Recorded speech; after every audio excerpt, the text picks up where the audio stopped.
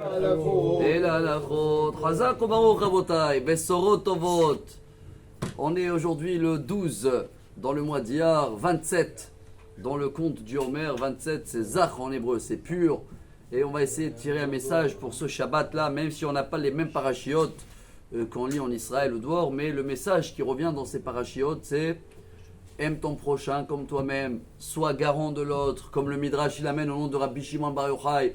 On est tous dans le même bateau et on ne peut pas faire un trou. Par contre, il y a une histoire très étonnante. C'est au nom de Rabbi Akiva, c'est dans la Mishnah, dans Kala, chapitre 2. Là-bas, il y a une histoire que Rabbi Akiva, vous savez que le temps était très très cher chez lui. Même après 12 ans d'études, quand il est venu voir sa femme pour la dire bonjour et qu'il a écouté derrière la porte que sa femme, elle dit s'il veut retourner encore 12 ans d'étudier, je l'aurais dit d'accord. Il a fait quoi? Il n'a même pas frappé dans la porte. Donc même une minute, c'était très cher dans ses yeux. Par contre, cette histoire-là, c'est que Rabbi Akiva, il marchait, il voyait quelqu'un qui était un peu noir, et il portait des bois sur lui et il souffrait. Il a dit bonjour, qu'est-ce que vous faites ici? Il a dit moi la vérité, j'ai quitté le monde. Et il n'y a pas eu un péché dans toute la Torah que je ne l'ai pas fait, répété, et j'ai fait shmet et exprès. Et ma punition en haut, c'est que tous les jours, je dois porter des bois de tel endroit à tel endroit. Je prépare mon propre feu et je rentre dedans. Et le lendemain, à Wada, comme ça, c'est ma punition. Rabbi Akiva le dit, t'as pas de laisser un garçon? Il a dit oui, mais ne perds pas le temps. Telle et telle ville. Rabbi Akiva, il va dans telle et telle ville. Et il demande, est-ce qu'il y a un enfant, il doit avoir un bébé, quoi, 3 ans, 4 ans, de monsieur un tel et un tel.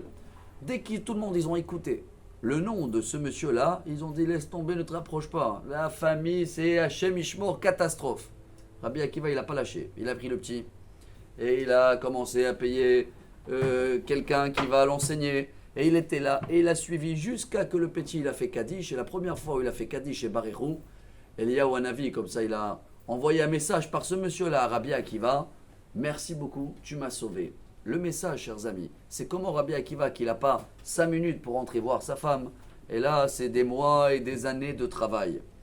Le message qu'on doit tirer ce Shabbat, je pense, je parle pour moi, pour avoir un esprit un peu plus pur, on avait une journée aujourd'hui, 27, c'est savoir chaque événement qui se passe dans la journée, ça me concerne.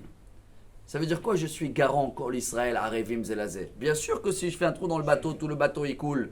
Et bien sûr que si quelqu'un il a besoin d'aide, on est là. Mais n'importe qui que je vois dans ma route, dans mon chemin, même s'il prend le temps de me parler, ce message me concerne. Rabbi Akiva, il savait que s'il a vu ce monsieur, et ce monsieur il a parlé, c'est qu'il a une mission à faire. Alors il a tout mis de côté, tout le temps, tout ce qu'il faut pour aller jusqu'au bout pour cette mission. Maintenant, on va essayer de vivre ce Shabbat au dehors d'Israël. On lit la parashat Emor. On va mettre beaucoup de l'amour au prochain autour de nous et de voir n'importe quelle intervention, que ce soit un enfant, un adulte, quelqu'un, il a besoin même de l'écoute. Si on est là et on comprend que chaque message me concerne, alors là, on peut grandir, monter, avancer, avoir un excellent Shabbat et des bonnes nouvelles. Amar Rabbi Elazar, Amar Rabbi